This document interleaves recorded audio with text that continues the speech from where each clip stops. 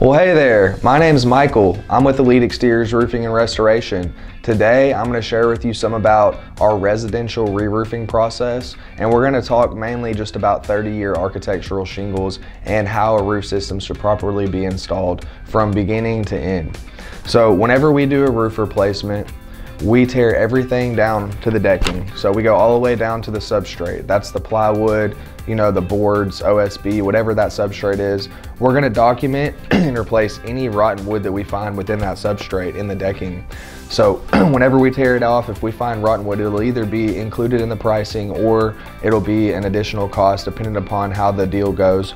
But we go ahead and make sure that we do that, because if you don't have a proper nailable surface, the roof system that you put on top of it is not going to properly function. It will fail every single time. Not a matter of if, it's when.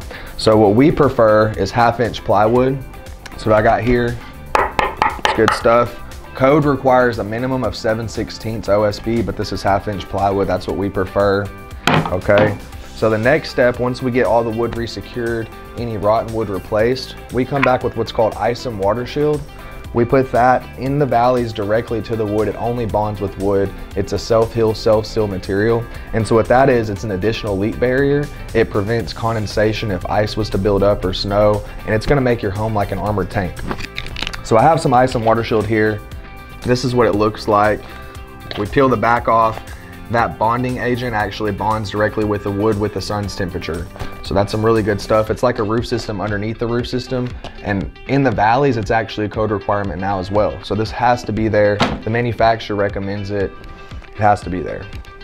So then we come back around the perimeter eaves if we have to. In this area here in Arkansas, we don't have to do that. Requirements from code are only in the valleys. So that's a big deal though. It has to be done for it to be properly done by the manufacturer specs as well as local applicable building codes. Next step is our synthetic felt. So we come back with a synthetic underlayment. Traditional felt is real paper-like, it tears real easy. It doesn't really stretch that well without being damaged or torn. And so we come back with the synthetic. It's a lot more heavy duty. It's more like a tarp. See, I can't tear this stuff. It's some heavy duty stuff right there.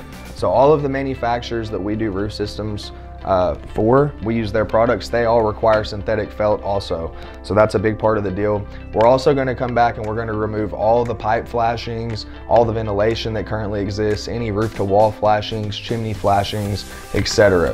Whenever we do that, we're going to replace it with all new flashings. The pipes will be painted to match the roof system. The perimeter will more than likely have what's called drip edge. This sits right at the eave. Our shingles overhang that 1 to 1.5 inches. That's how that's done, and this prevents water from wicking back behind the shingles into the wood.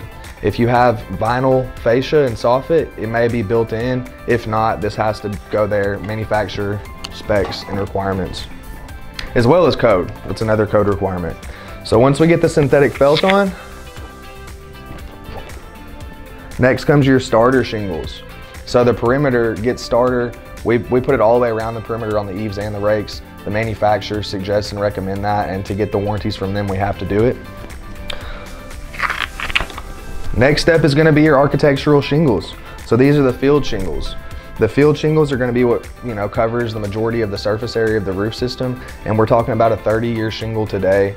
So it is an architectural shingle. These shingles that we offer today have quite a few other warranties involved in them. It's a good looking shingle. We offer multiple manufacturer shingles. This is an Atlas shingle.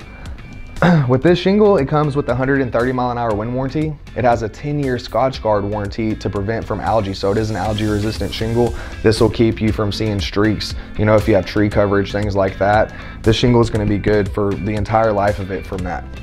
It's a great shingle. We recommend ridge vent. So ridge vent, this goes on top of the ridge. If you have a hip roof, and don't have a long ridge, we obviously can't use this. We'd use turbines, but this is our go-to ventilation in the applications that we can apply it in.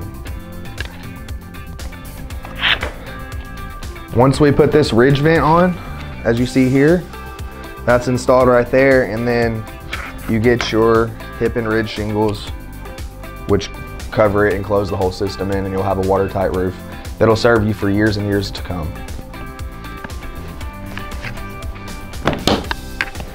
Thank you for tuning in today. I appreciate you for watching. Hopefully you feel like a certified roofing expert, and we really, really, really, really appreciate your consideration.